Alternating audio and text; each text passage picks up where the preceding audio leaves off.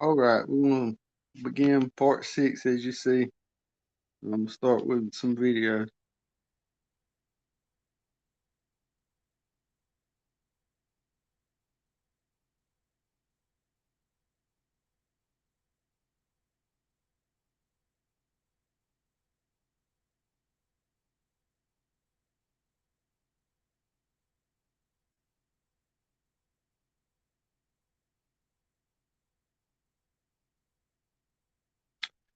That's one of the most crucial pieces of evidence when it comes to this case. That's Daniel, and he's rapping to a Cypress Hill song, but he's rapping his own lyrics, and he's got on a watch and the championship ring from James Jordan. Uh, it's difficult to say, but that's probably what swayed the jurors more than anything when it comes to this case, and probably what convicted him. So we're gonna get started on the case and how the court case went. By far, the largest building in town is the courthouse. It's in the center of town, the first thing you see when you drive in. Out front, 2 brick staircases lead up to the doors, framing a towering obelisk topped by a statue of a Confederate soldier. This is the setting for what many thought would be the next television sensation after the O.J. trial.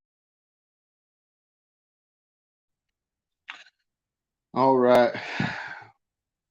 Besides the video that he took with James Jordan's belongings on, the 3 big pieces of evidence that the prosecution used against just Daniel was the gun they found, the car with the blood evidence, and Larry Demery's testimony against him. So we're going to get started with the gun evidence and the problems with that evidence. So here's pillar number 1, the gun. Yes, sir. This time we call Special Agent Tony Underwood. Okay. Mr. Underwood, by whom are you employed? Special Agent, North Carolina State Bureau of Investigation. And how long have you been Tony Underwood is the state agent who investigated this case. He was the one who searched the trailer where Daniel lived with his mom. During the search, Tony and the other SBI agents found a gun. It was inside of the shop, vacuum cleaner that was inside of the bedroom. Describe it for us, please. It was a 38 caliber Smith & Wesson blue steel finish. A 38 caliber revolver, the same type of gun that was used to kill James Jordan. The state says this gun was stolen during another act of violence, a robbery, in which a convenience store clerk was shot. A man named Clewis Demery. No relation to Larry Demery, it's spelled differently. My name is Clewis Demery, Clewisdemery. At trial, Clewis testifies that on July 15, 1993, 8 days before the Jordan murder, 2 men held up the convenience store where Clewis worked, Lowry's shortstop in Robeson County. When I turned around and looked, there's 2 guys in there, and they both had guns. Can you describe the 2 guys that you saw? I can describe one. He was a black guy. The other one, I could not see his face because he had a towel or a scarf or something around over it. Clewis says one of the men, who he describes as a black man about 6 feet tall, took the money from the cash register and then shot him 3 times. Johnson Britt asks Clewis if he can identify the man who shot him. And that's when things get complicated. The clerk pointed at Green in court and said Green looked like the man who robbed and shot him, but then surprised a lot of people when he said, quote, "I couldn't swear to it because so many black people in that part of the county look alike." Yeah, pretty problematic. Daniel denies taking part in this robbery. He's unequivocal about it, says he wasn't there. But the real point the prosecution is trying to get at here is the gun. Clewis Demery testifies he kept a handgun behind the counter, which the robbers stole, a .38 caliber Smith & Wesson revolver.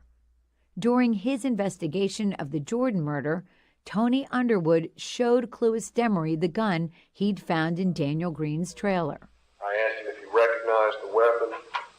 He looked at it and then said he was positive that that was the same weapon that was taken from him during the store robbery on July 15th. But as damning as this sounds, the defense points out that the state is never able to prove that that weapon, the one found in the shop vac, was the one used in the Jordan murder.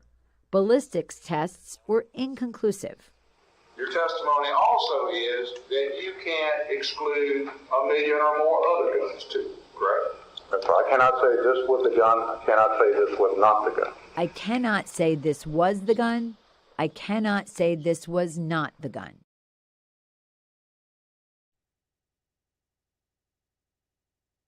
All right.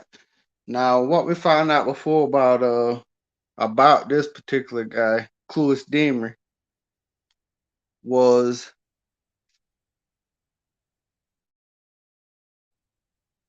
what we found out about this guy, Mr. Underwood for the SBI, his testimony ended up getting struck down a lot because he testified to the fact that he didn't know when interviewing Mr. Daniel Green whether or not he had waived his right to counsel and to talk to him.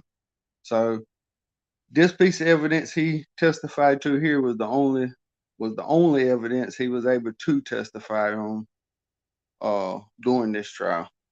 So we'll skip on to the next point, the car.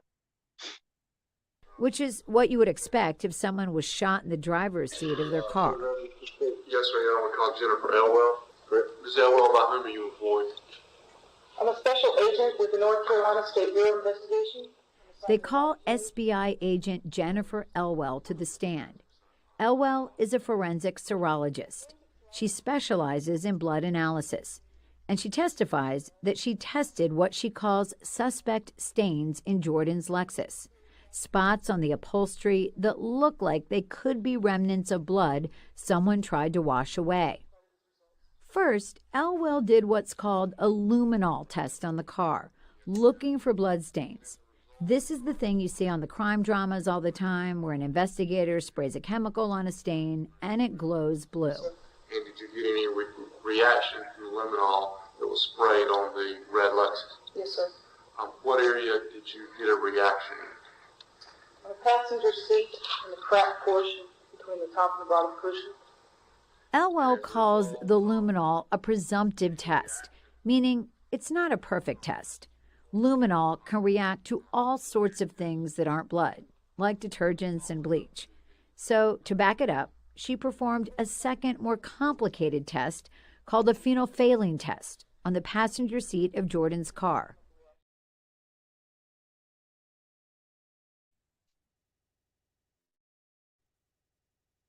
All right, so now we see the tests that they're using, and nothing that the things that they came back with that was positive aren't conclusive, and that ends up being problematic too when you're trying to convict of somebody of murder. So we'll finish listening to her testimony. A phenolphthalein test on the passenger seat of Jordan's car. It got a reaction too. I found this reaction, again, in the cracked portion where the top and the bottom of the cushion come together.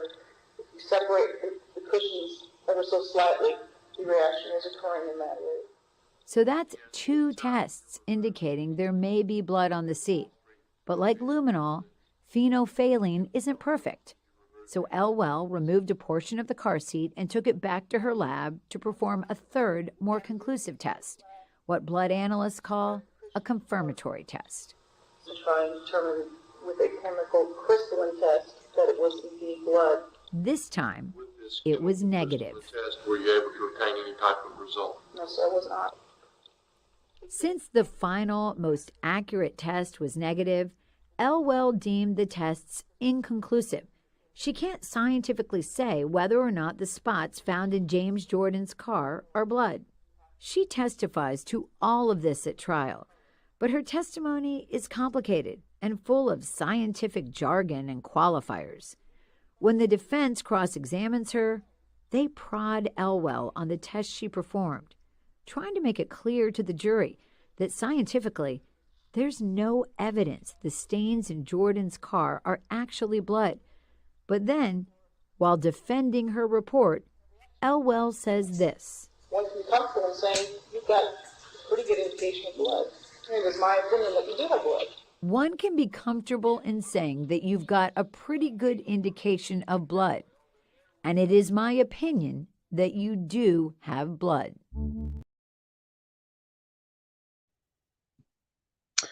All right. Okay, now when we see what she's saying, and that was basically a false statement. She couldn't say that there was blood.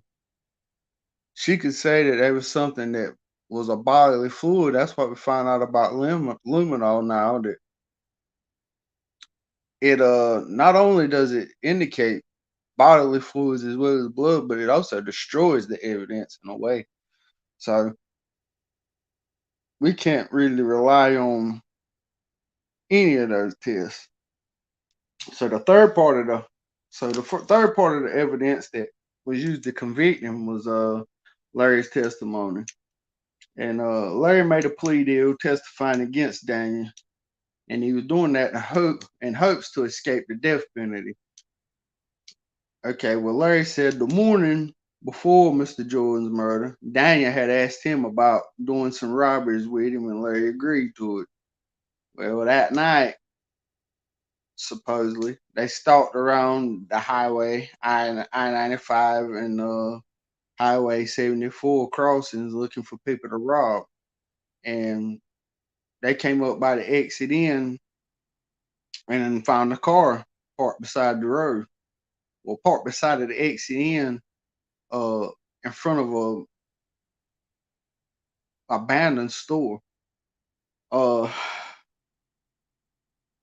They parked and approached the car, and when they seen the car and they figured it out, it was a exotic car. It was a Lexus.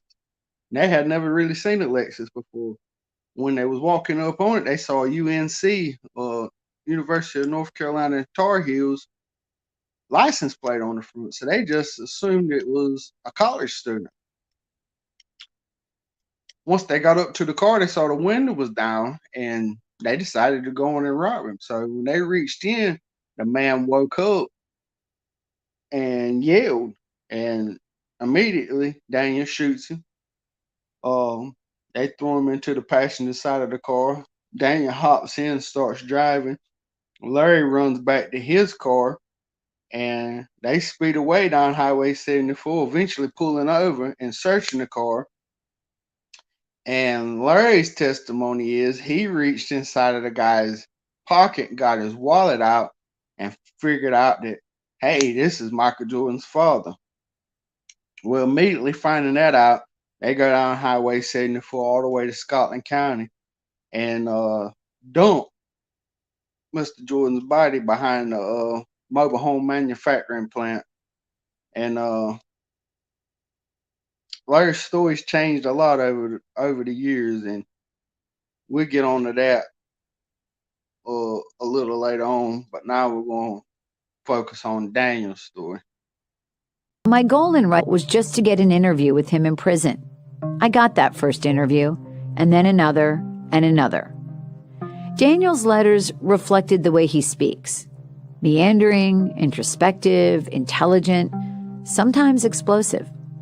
He expounded not only on the Jordan case, but also about his life, sharing everything from glimpses of his childhood to what life is like in prison. Eventually, reading and responding to his long, detailed letters became too time-consuming. So he started calling. $7 million, Amanda. Remember I told you about that? Uh-huh. Jordan gave $7 million to the non-profit. Guess what? You know what I'm saying? Yesterday was. What? I never know when the calls are coming, and I never know what Daniel I'll get when they do. The quiet, scholarly guy who wants to talk about the law, or the frantic, exasperated Daniel who tells me about conspiracy theories.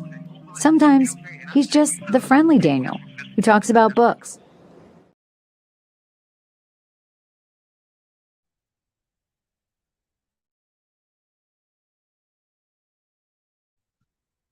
All right. Now we're going to talk about Daniel. Okay. Daniel first was born and he grew up in Philly, and he moved to Robertson County in the third grade or before the third grade, and that's where he met Larry. Him and Larry went to Union Elementary School together, and they were instant friends when they met. They liked the same music, they liked the same stuff. Uh, it's an odd thing, but back then, back then it was pretty common. Daniel was a black guy, but he liked rock and roll, and Larry introduced him to Guns N' Roses. Larry actually introduced me to Guns N' Roses as a kid. Um,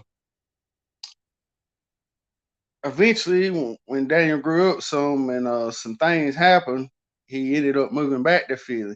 He left Robertson County, and around 1989, 1990, he moved back to Robertson County, and about a year after that, he got into a fight, and he hit a guy with an axe handle and injured him severely, and he ended up taking a plea deal and going to prison. Well, while he's in prison, nobody wrote Daniel, only his family. And out of all his friends, Larry was actually the only one that wrote him and accepted his phone calls and spoke to him while he was in prison. And when he got out, they were right back to best friends again. And that's when a lot of the bad stuff started happening with them guys. They started doing petty breaking and entering, card thieving, um, and they ended up doing some robberies. And they both admit to it, but they both admit that they never hurt anybody doing these robberies. Uh, right before the incident with Mr. Jordan, they got into a little bit of trouble, but they never got caught. But they actually did a robbery at south of the border, which is on the North Carolina South Carolina border, and it's right on the I-95. And they robbed a couple at a hotel, and they ended up getting when they got investigated for this case, they found some of the jewelry and stuff that they had took from these folks during that robbery. Well, on the eve of this murder, on July 23rd, 1993, Daniel's mother's best friend, Kay Hernandez, she was having a party for her daughter. Her daughter was leaving and getting married to her husband, and they were moving to Puerto Rico. So they had a cookout and a party, and it lasted all the way into the early hours in the morning. Well, Daniel and Larry were both there. They both attended to the cookout, and Daniel ended up meeting a girl named Bobby Joe. And what they told him was, "Hey, when y'all was kids, y'all used to play with each other. Y'all don't remember that?" And Daniel took a liking to Bobby Joe, so he had ideas in his mind that he was going to spend the night with Bobby Joe. And Larry, he was running around doing his thing, but Daniel was keyed in on Bobby Joe. So here's a picture of Daniel and Bobby Joe that night.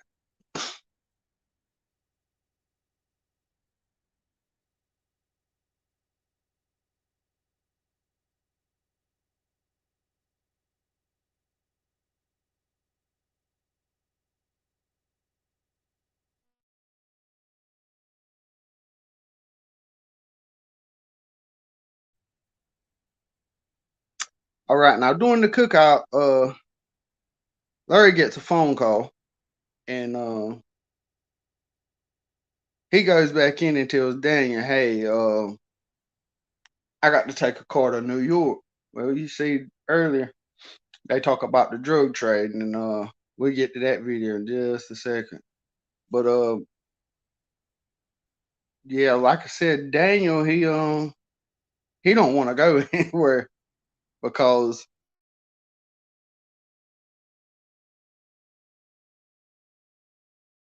less than pleased with Daniel, with Larry wanting him to go somewhere with him. So, you know,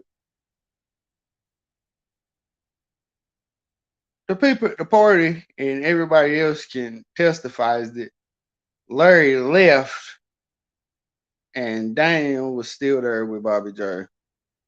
So around 4 a.m., Larry comes back to Kay's house, and everybody starts waking up. And Kay tells him, "Say, hey, if you're not going to go to bed or stay here, you got to leave." And so he tricks Daniel to come outside, and Daniel talks to him, and he tells him, "Say, hey, I got a problem. Something happened, and I need you to go with me." So this being his best friend, I'm gonna go with you. So he gets in the car with Larry, and Larry, halfway to where he's going, where they end up going, he tells Daniel that, hey man, I got into it with this dude I was meeting about the drugs, and we got into a tussle, and I shot and killed him. And when they get there, Daniel gets out the car and he finds a guy laying in the ditch, and it just happens to be Mr. Jordan. They load him in the car, put him in the trunk, and the same story goes back to the same story that they take him to Scotland County behind a mobile home factory, and throw him in the swamp. And Daniel claims he never knew who James Jordan was until it was on the news. He claimed that he never knew that that's who that was in that car, and him or Larry knew who it was, because they claimed that they just took what money was in the wallet and threw it out the window. They never looked at it to see what it was. And back then, I can attest to that. People in this area didn't really use credit cards. There was no use for them. I mean, what were they going to use a credit card on? During the trial, though, Daniel's attorney, which was Woody Bourne, which even today is a very untrustworthy attorney. He refused, or he didn't refuse, but he strongly disagreed with Daniel testifying, his mother testifying, Kay testifying, Bobby Joe testifying. But eventually, Kay's daughter, the one that was getting married and going to Puerto Rico, she testified, but it seemed as if the prosecution struck down her testimony pretty good. So it really didn't help his case in many ways. So I'll play another video for you speaking about some things. It's also something to be said that, you know, these two individuals, these two teenagers, were known to law enforcement, specifically Larry. He had a history of, you mentioned earlier, you know, that crack cocaine and cocaine coming up I-95, you know, really took root in Robinson County. It's an area where, you know, people would swap vehicles, and, you know, that it was known on the route for drug smuggling. And Larry was involved in that. You know, and that's not a matter of assumption. That's a matter of fact. He was involved in the drug trade, and law enforcement was involved in the drug trade. We've come to learn, you know, over the years. So while we don't know what their interaction was with one another, it was known, and Daniel mentions this at one point, and it really struck me, is that Larry would get pulled over by the police and then let go. You know, one of the things that I noticed, which really I found shocking, is when the police when law enforcement, when the sheriff's department is walking Daniel and Larry in and out of buildings, Daniel's in handcuffs, Larry is not. And I think most shocking, Larry was allowed to go home while he was still in the sheriff's department, you know, jail, awaiting to be transferred. He was allowed to go home and have dinner with his family on Sunday nights. I had never heard of anyone who had been charged with first-degree murder that was allowed to leave jail to go have dinner with their family on Sunday nights.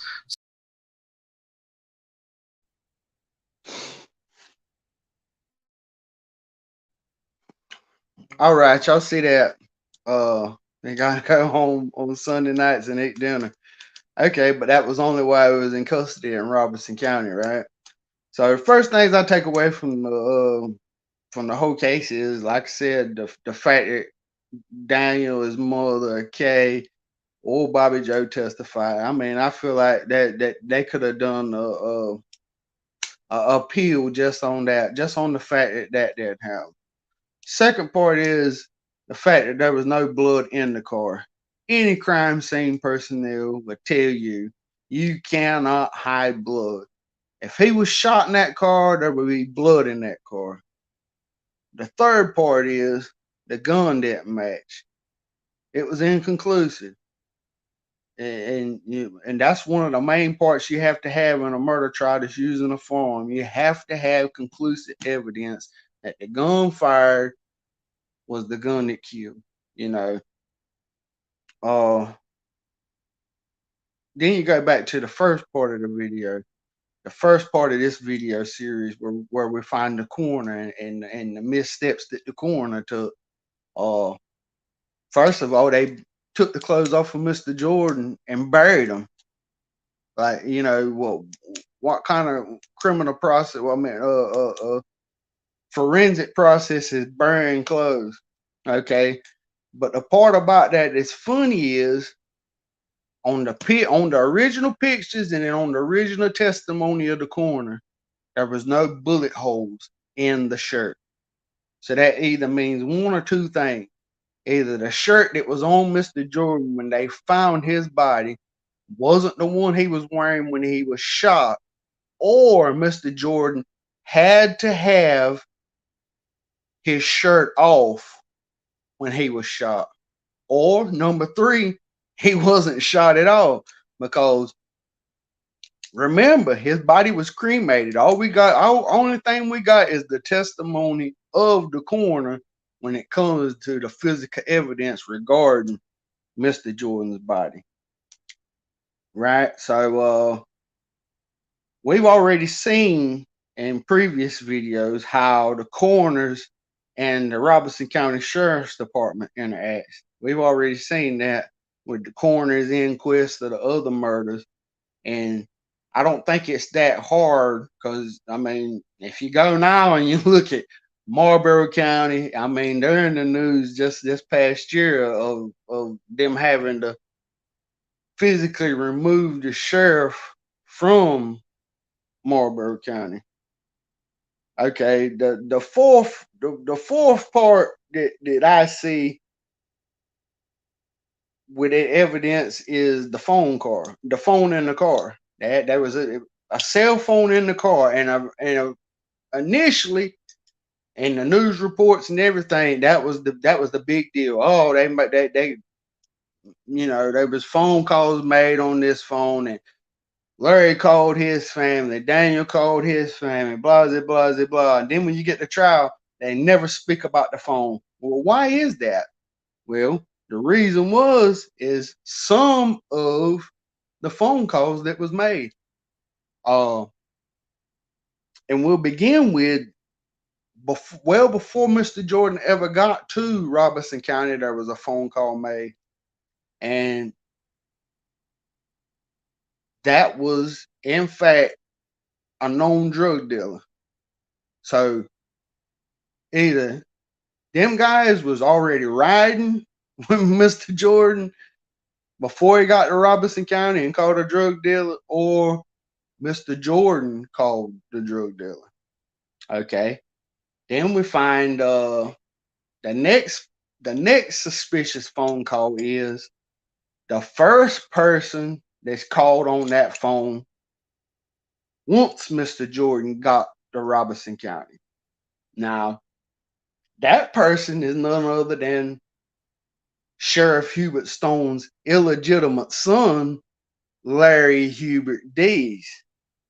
Okay, the first phone call made on that phone, once it hits the cell towers in Robertson County, is the sheriff's son, Larry Hubert Dees. Now, what's the big deal about Larry Hubert Dees?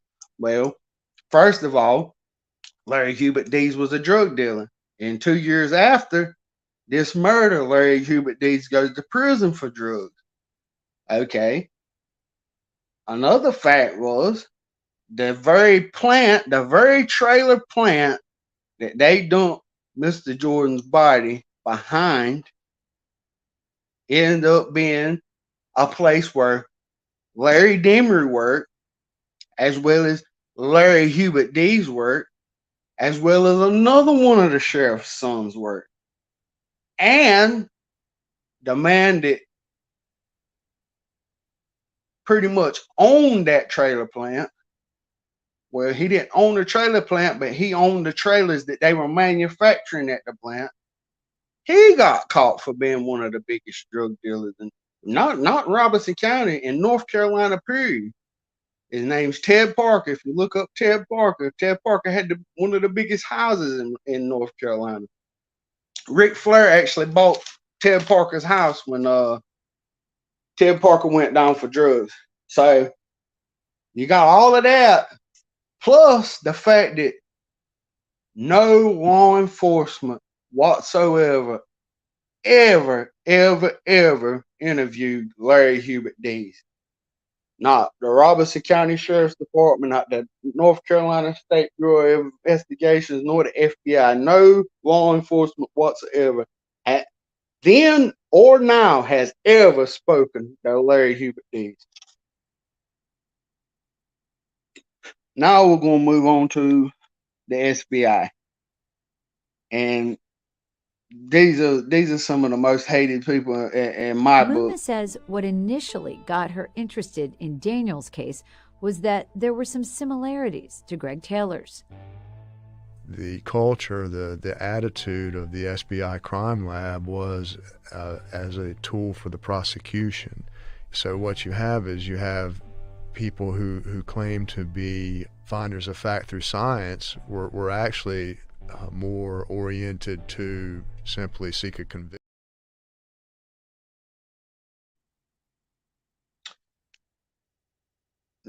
In that interview, the dude goes on to say that they basically just seek to convict people. They don't biasly look at the evidence. And then in 2009, we ended up finding out that a lot of the evidence in the North Carolina SBI State Bureau of Investigation, a lot of the evidence in their crime lab was tainted.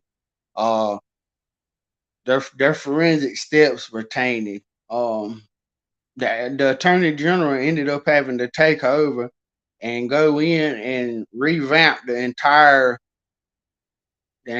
crime lab for the SBI, because they wasn't putting things in files. They wasn't keeping the proper forensic steps to go where you could actually present something in trial. So a lot of cases got overturned, and I feel like that Larry's case and as well as Daniel's case should have got overturned just by that evidence. Okay, the next part of it would be Larry's story. Larry's recanted his testimony many, many times. He recently told a story similar to Daniel's, but that's not in the news. That's not nothing new, because he's told many people that when he was coming home every Sunday night while he was in the Robertson County jail, he was telling people that it was a deal between him and the sheriff to pin the murder on Daniel, and then eventually he'd be able to walk free. Then when everything went through and he signed his plea deal, well, Larry went to prison. Well, once he was in prison a few years, he started recanting the story then. I didn't do it, and we wasn't there, and the main story was we just found the car with him already dead in it, and we put him in the trunk. Well, through sources I know and knowing the family, they were getting death threats during this time. They got threatened this and threatened that. They found gas jugs scattered around their property, like somebody was going to burn them up in their house while they were asleep. So Larry ended up stopping saying anything, and Larry hadn't said anything about the case for 20 years straight until 2019. In 2019, he officially recanted the story. He did a sworn affidavit. He recanted and said that it didn't go that way. Well, immediately Larry was put up for parole. Immediately when he starts recanting this story, he's put up for parole. So it's like a catch-22 when it comes to that. If he keeps his mouth shut and goes on with the story that's already out there, then he's eligible for parole, and all he's got to do is pass through the parole hearing. But if he goes back and recants and tells a whole nother story, then they might have to open up a whole nother trial. So that's the carrot they're dangling in front of Larry. Well, once Daniel hears about Larry recanting, he goes to the Innocence Project and all these other people, and they take on his case. So not only has he got the Innocence Project, the NAACP, there's a lot of people that's fighting for Daniel to get out. And now, lo and behold, all of a sudden, he's eligible for parole. But I think neither one of these guys are ever going to get parole, in my opinion. I may be wrong. And if they do, I would recommend them getting far, far away from here if they did, because I just don't see them getting out and being able to tell their story. Okay, what I think happened. I don't know. I don't know. You got a lot of conspiracy theories about how Michael Jordan owed people money, he was gambling, this and that. Then you got some with James Jordan. James Jordan, he was a convicted felon. He had done a lot of stuff. He had came up with a clothing line in well in the same county that they found his body in. There was he bought a couple of the closed down shirt manufacturing plants, and he was going to try to do a little slick move with being able to put Michael Jordan's face on some clothes, but dodge having to pay Nike for it. So and it ended up getting struck down in court, and it failed. But there was a few things that Mr. Jordan did, and I don't want to attack his character, but there was there's a lot of conspiracy theories out there. But the only thing I do know, if you follow the evidence, it couldn't happen the way that either one of them said it happened. And I guess we'll really never know the story, but there's a lot of pieces of evidence that's missing, because you got people that swore testimony that they saw the two teenagers and James Jordan riding around together. You got people at the exit in said they had a motel in there. They had a motel room in the exit in, and they was in their party. You got people that said they saw James Jordan driving that car in Wilmington, and them guys wasn't with him the next day. So, there's a lot of conjecture and a lot of conspiracy swirling around it. But with that, and like I say, I don't want to assassinate Mr. Jordan's character whatsoever, because he had to be a great man. Michael Jordan was a great man, and he did great things. And not only that, he had several successful children, and they went on to graduate college. And I mean, he pushed them and made sure that they were successful people in general. So he had to be a good man, regardless of anything else he done. I mean, we all fall short of things. So I'm gonna leave that there, and we'll go on to the next step into RobCo Stories Part 7 coming soon. See you guys later.